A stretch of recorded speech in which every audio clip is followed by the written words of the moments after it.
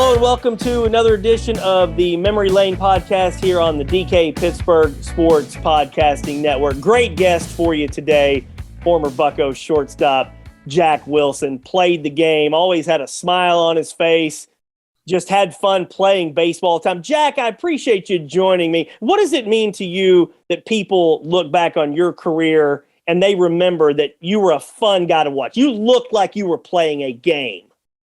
Yeah, no, I think that's kind of the way, I was taught by my dad and my older brothers. Like, it was always a game, even when it was, technically a job in a sense, it was always, play, enjoy the game, have fun. And then I always felt like when I was having fun and playing the game for that reason, I felt I played better.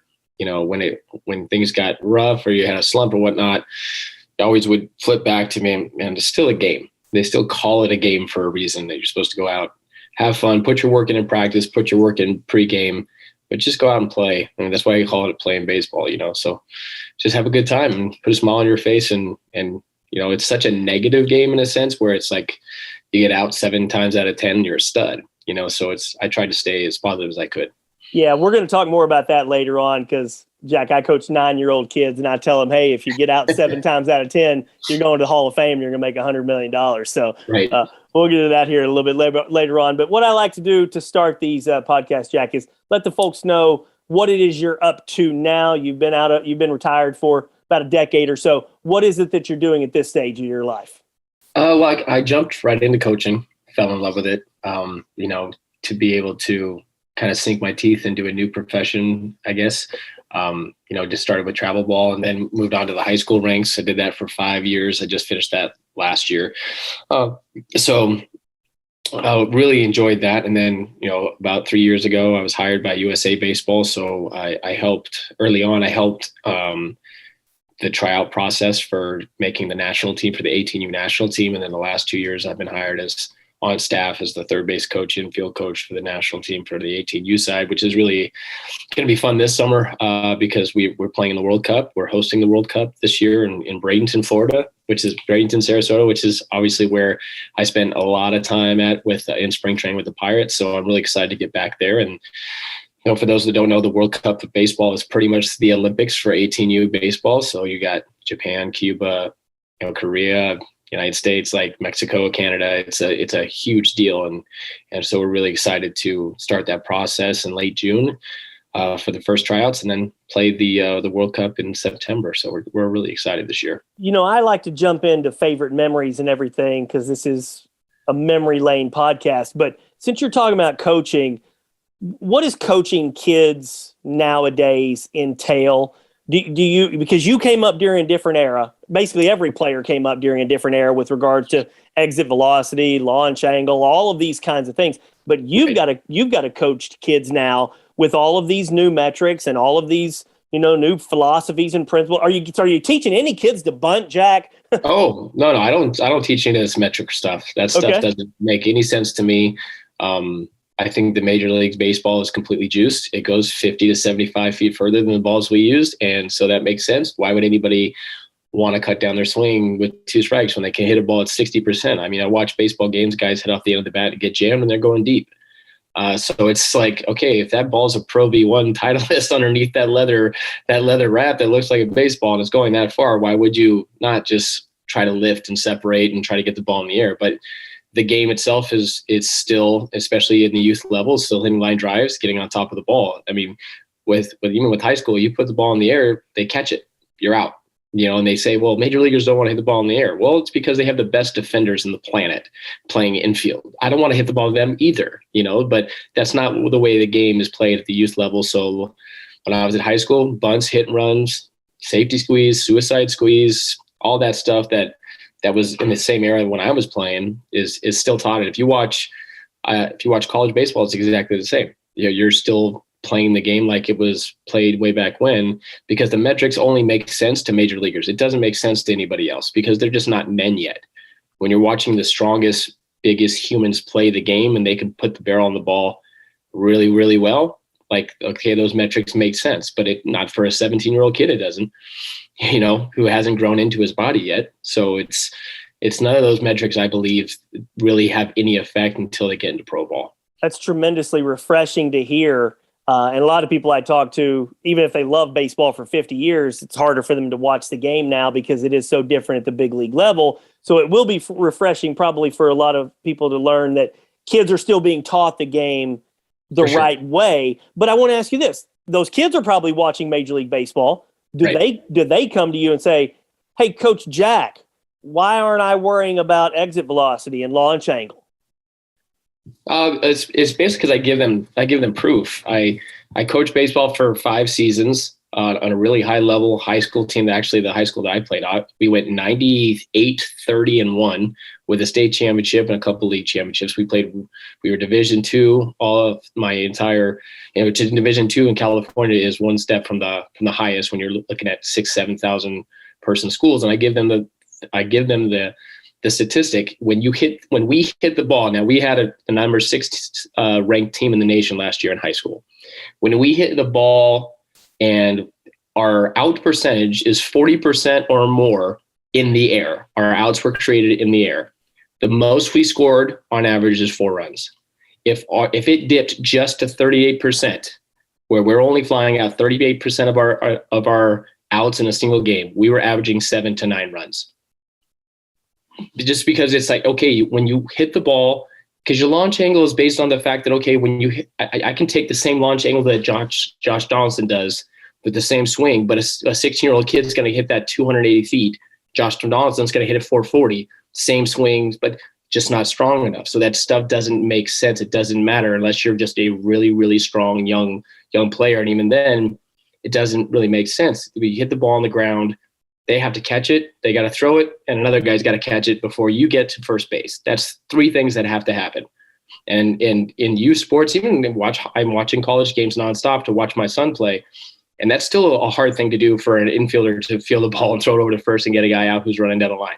It's still one of the hardest things to do. So to me, I always show them, this is the proof, is the fact that until you get in a pro ball, your outs in the air are really easy because all you got to do is catch it. All you got to do is catch it. When you're strong enough and that ball's going to sail over the fence, then it makes sense. One last thing on this. You're only 44 years old, and you're not far removed from playing yourself. You talk to a lot of old-time players. Al Oliver told me he doesn't watch the game anymore. Mike LaValliere told me he doesn't watch it. Do you still watch Major League? I don't know if you have enough time. Absolutely not. You don't? It's a completely foreign game to me. It doesn't make any sense. I love college baseball because they do the same things that I grew up with watching and played myself. Where you're bunting, you're hitting guys over. Now we have these rules where there's a man on second base with nobody out in the extra innings, and nobody will even put a bunt down. I'm like, it just doesn't, and they get no runs, and you're like, yeah, you're not going to get any runs. But back in the day, if you got a man on second base, nobody out, unless you were the 3 or 4 hole hitter, yeah, you were bunting to move the guy to third, to change the defense, to change the pitching philosophy, because now he can't spike a curveball with 2 strikes because there's a guy on third. Infield's in. Now the ball that's hit on the ground has a better chance of going through. Everything changes. And it just seems like this game has completely gone away from that. And I think that, like I said, the ball is so alive and the pitchers are throwing so hard. They play for it used to be the American League style play, right? In the American League was like, just wait for the 3-run homer. In the National League, it wasn't like that. You had role players. A 2-hole guy was a hit and run bunt guy, and you had the hitter hitting 8th or 9th. So a lot of that stuff was different that you didn't have in the American League. Now it's like everything's just homer, homer, homer, strikeout, strikeout, strikeout. And it's a really boring game. I can't even watch it. I really don't. I root for the Pirates. I check the box scores. I'm a huge Pirate fan, but of players. But if you ask me to go to a Major League Baseball game, I will I will not go.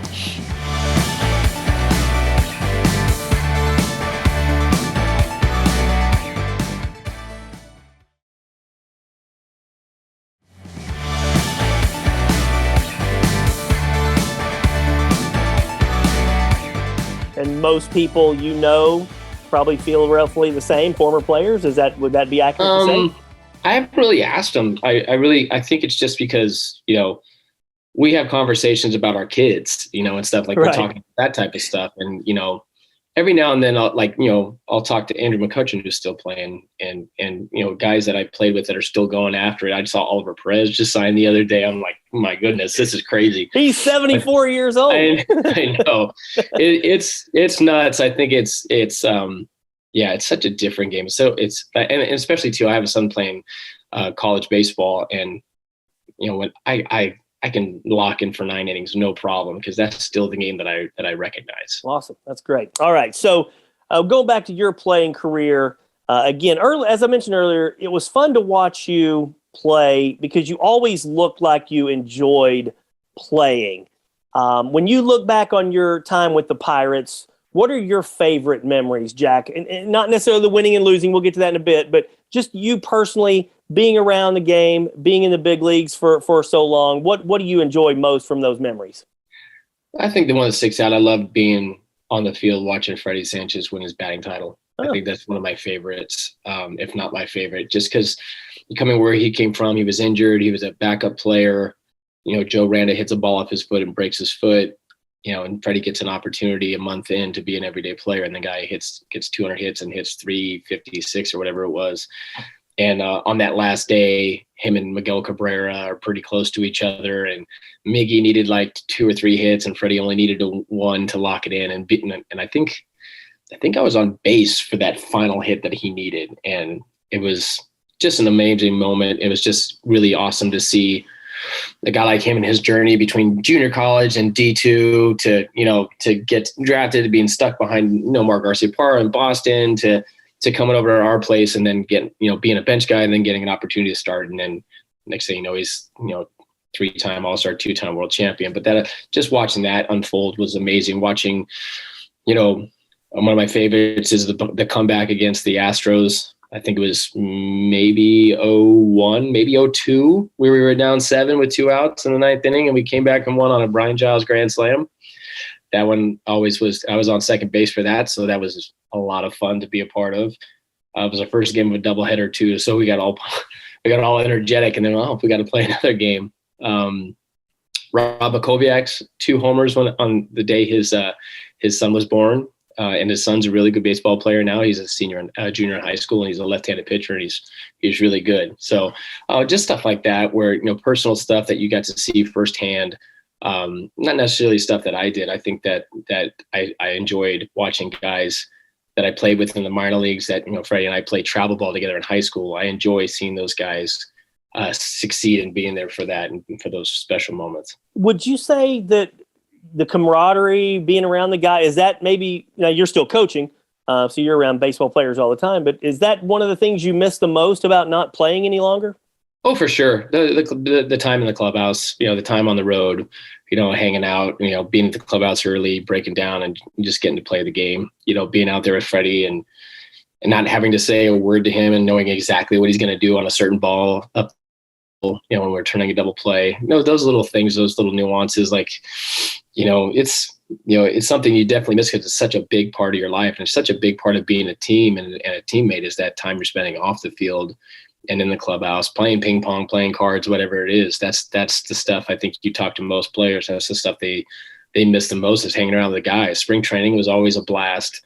As soon as you are established and you have a job, it's a little less, stressful, but that time is, we know we're just getting our work in. So it's really easy, and you get your work in, you go play a couple innings at spring training, you go out to dinner and stuff like that. So just all that stuff comes together. It's special. You mentioned memorable names from that era of the Pirates with Kovacevic, Brian Giles. You played with Jason Bay, Freddie Sanchez winning the batting title. Who were your best friends on the team? Who were the guys that, you'd spend the time with on the road or talk the most with in the clubhouse? Oh, Freddie, for sure. Freddie, we had such a long history together. We were very similar in our styles of play. We were very similar people in general. So we had a lot of fun together. I love Jason Bay. When we traded for him and came over, he was just an amazing guy all the way around. He could go 0 for 8 and, then go 5 for 5, and he's the same exact guy. He was always just even killed Jason Bay. And Mike Lincoln, who was a reliever, was one of my favorite guys to hang out with. We we actually shared a house in spring training together, just because we're like peas in a pod, man. We like the same shows. We like to play video games, that type of stuff. Craig Wilson was another guy that I like to hang out with. We had just really good guys. Obviously, what you saw on the field was tough as a fan's point of view and a player point of view. But our clubhouse was pretty tight. We had a lot of guys that liked each other, and we just didn't really get it done when it came to the wins and losses. Well, that's really interesting because you mentioned Jason Bay, the even keel thing, and the baseball phrase that everybody used: control what you can control. You got to do what you can do, regardless of what's happening in a game or with the team. You guys, you lost a lot. Obviously, the Pirates lost a lot during your tenure. But how did that impact guys on a day-to-day basis? Did everybody still show up with a positive attitude? It was obvious to see your positive attitude. Freddie Sanchez always looked like he had a positive attitude. Right. Would you say that was the case for most guys on the team, that regardless of the record, that when you got to the ballpark every day, everybody was ready to play and happy to be there? Yeah, I think there was still that thought process that we have this small window of time to establish ourselves as major leaguers. You still had a job to do every day, and losing sucks, but you still got to go out there every day and compete, because you have guys in the minor leagues that they're drafting every year, top prospects knocking on the door trying to take your job. So the win losses is obviously a huge important part of playing this game, and it's always the focus. And then when it doesn't happen, you really got to make sure that you're right, because you can't just, if you're sulking around because your wins losses, next thing you know, you're not hitting or you're not playing defense. And a team like Pittsburgh didn't sign a lot of free agents. They used a lot of younger guys. I think by year 4, I was like a veteran, and I'm like, I've only been here for a little bit. I've only done a couple cool stuff, cool things, but it was such a young team. It's like, if you played well, if there was always an open door for somebody to come take your job, and that was kind of just known. So you came in every day to do your thing, to make sure that you're out there having good at bats and playing good defense and pitchers throwing strikes and all that stuff. Because, at the end of the day, you also have a very small window to make a career out of playing this game. So I think that's also a lot of the time, the focus being when you're already kind of eliminated for playoffs, or you kind of know that you might not have the talent in your clubhouse to compete against the St. Louis Cardinals or the Chicago Cubs for a division, that you got to make sure that you're coming every day to work. Even on those days where depending on whatever the record was, did you still feel like, do Major League Baseball players still feel like they can show up and win a game? Did you guys feel Absolutely. like you could win any particular game on any given day? Absolutely. That was. I mean, that's every one of us. And we did. There's plenty. We swept the Yankees, and I believe in 2003 or something like that when they came to Pittsburgh, and I think we swept them, or 2 out of 3, one of the two. So it's still a game of baseball. The second, they still got to throw it over the plate, and guy's got a bat in his hand. So you're always out there with a good idea. When you start the game, hey, just as there's still Major League Baseball players. We're still all pretty good at the game, to where we can string some hits together and make some plays, and the pitchers stay low, down in the zone, and we can win games. It's just sometimes we didn't have the lineup power that the other teams had, or the power pitching or the power bullpen. Doesn't mean you can't beat them. So you're still starting the game 0-0 just like everybody else. From the business side, when you're playing, did you follow any of those things? The fact that they're always talking about prospects and not able to really sign free agents, or is that stuff that you just have to put out of your mind as best you can and just focus on what you do? Well, like you said, control the controllables. That's the biggest thing. You can only control what you do. I tell kids all the time, don't ever try to be better than somebody else. Just be the best version of yourself, because that's the only thing you can do. I never tried to be better than Jeter, or better than Nomar, or better fielder than other players. It's because that wouldn't do me any good. I still have to go out and prepare to do whatever I can do.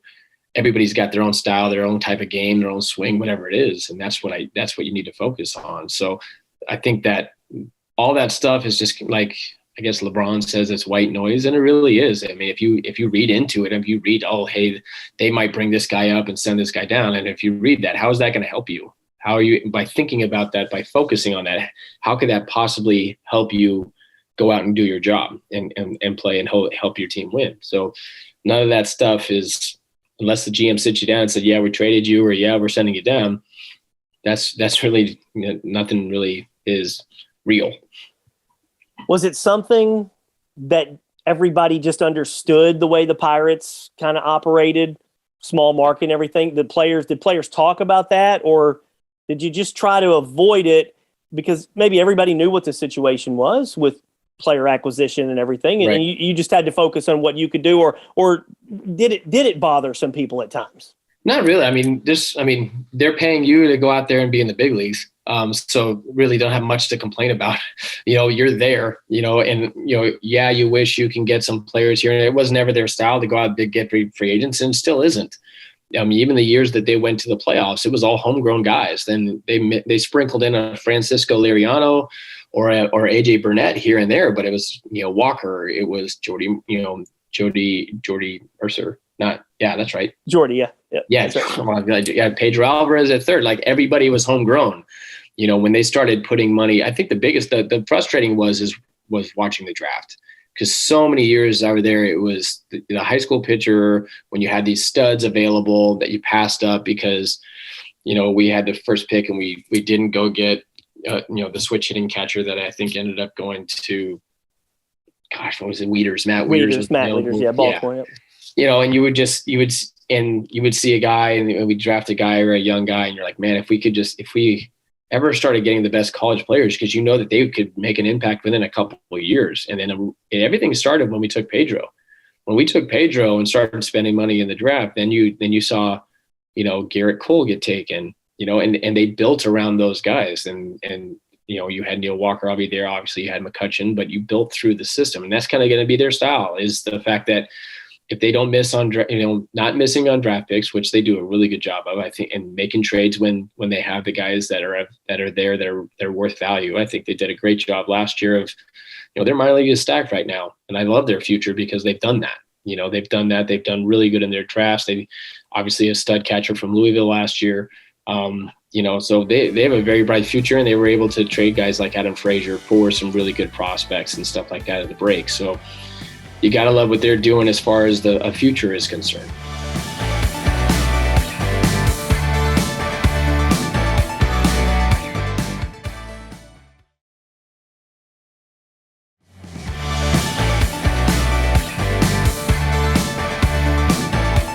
You had your sensational year in 2004, All-Star and a Silver Slugger. Just a great year offensively for you. What do you remember most about the success you had that year? Did it start in spring training? When did you kind of start to feel like, wow, this is feeling really good? Well, 2004 was interesting because my entire career, I was an offensive guy. Like, I always hit. If you look at the minor league numbers, I started off, I hit 370, then I hit 340. Like, I was always used to hitting. And I think that when I broke into the big leagues and when I was 23, that first year in 2001, they kind of like basically sat me down and said, listen, like, hitting is hitting, but you're here for your defense. And I kind of bought into that in a sense where that kind of became my focus, when my whole life, my focus was hitting. So for 3 years, I just kind of focused on playing defense because I kind of just made a shift in my mind. Like, listen, if I want to stay in the big leagues for a while, this is this is now my key. This is now my role. I shot through the ladder because of offense, but I'm looking around the league and it's like, okay, if you can steal hits and you can play a good defense and you can take hits away, you can be here a long time. So that kind of became my focus through the off season, through everything. My focus was making sure that I was legit on the defensive side. And then in 2004 came, I was just like, we went through arbitration, for the first time, which was crazy nuts. Like understanding that, okay, you can't hit 250 and just play defense now. You gotta start doing something else. So I was like, all right. So that was the off season where I really started pushing more on the offensive side to get back to really believing that I could hit. And that kind of just carried over into the season and really simplified things and stayed get to get and kind of went to my old swing and really, when I was in the minor leagues, I went 1 for 4. I couldn't handle that. I had to stay back and hit with like the bat boys in the cage because I was wondering how in the world I just got out 3 times. But in the big leagues, I was 1 for 4. As long as I was playing defense, I was okay with it. So I just finally started saying, all right, I'm not okay with it anymore, and started pushing myself to attack early and really not being okay with a 1 for 4 or 1 for 5, just being like, all right, I want to get 2 every single day. So it was more of a mindset than anything, is really just believing that I could do it, that I could go back to being a good hitter. And so that was a fun year. It was nice. You were such a good defensive shortstop. I thought you might have won a Gold Glove, and I was maybe a little surprised that you didn't.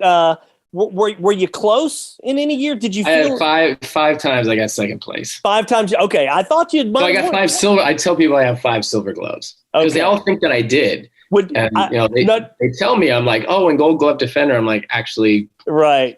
I didn't. And that's the one thing I do like now is these, the metrics for defense and the way that they cover defense, and they put a little bit more love into it than they did before. With the award is voted by, and it just seemed like all 5 times that I got second place, I had better numbers overall defensively than every single one of them. I just didn't hit higher than they did. And that was kind of the thing. If you want to go left, you got to hit. You're like, the closest I got was my 2004 year, where it was the closest to second place that I got. And it was my worst defensive year. I had 17 errors that year. But yet they're like, oh, you should have got it because you hit 300. I'm like, how does that make any sense? What are you most proud of during your playing career? Is there anything I mentioned? You said your favorite memory were Freddie Sanchez and Makoviak and Giles' grand slam. How about for you personally? What are you most proud of? Whatever it was, either you accomplished or just staying in the big leagues for as long as you did? I just think, people saying they love the way I played. I think that's probably the biggest compliment they could give me, and really that I look back and like there was never a what if or if I could have done something different. I gave it everything I had every time out there, and sometimes it was good and sometimes it was bad. But the effort I think that I put out when I was on the field was kind of my main thing, that I made sure no matter what was going on, I was going to go out there and dive for balls and do whatever I could, wherever I could to help a team win. So when, that's my biggest thing, is I knew that I gave it everything I had every time I was out in the field. So that, numbers, anything like that, all-star kind of stuff, that's all great. But I think that I just like to play. I love to play the game. I still do. I play 40 and over World Series in Arizona every year. It's an absolute blast.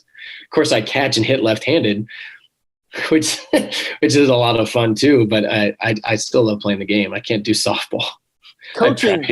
How about coaching kids? You're coaching elite level players, but do they have the joy? Do they have the love? Maybe I'm not comparing them to you, but do you see that passion? Are they going out in the field smiling all the time? Oh yeah. I mean, especially on the national team, like you're the best. We start with 96 and then we get down to the best 20 players in the nation. They all love baseball because they wouldn't be that good if they didn't, because there's so much time and effort to becoming that good. It happens off the field on your own. You have to have a passion for the game. Nobody just shows up and you're the best player, one of the best players in the nation. So when you have a passion for the game, you're always going out there. You're always happy. You're the guy that nobody wants to be around when you're not playing that day because you're miserable.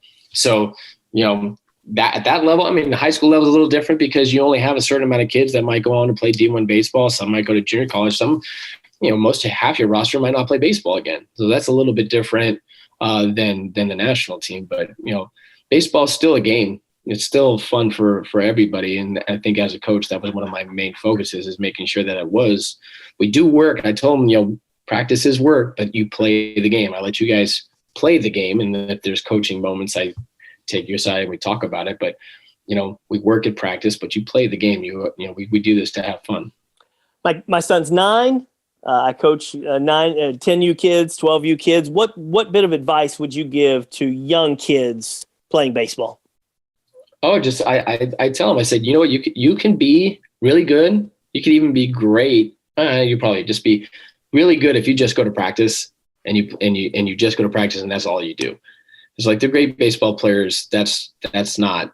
They do so much more on their own. Whether it's throwing a tennis ball off a wall to do fielding, or hitting into a net, playing stickball with your friends in a cul-de-sac somewhere.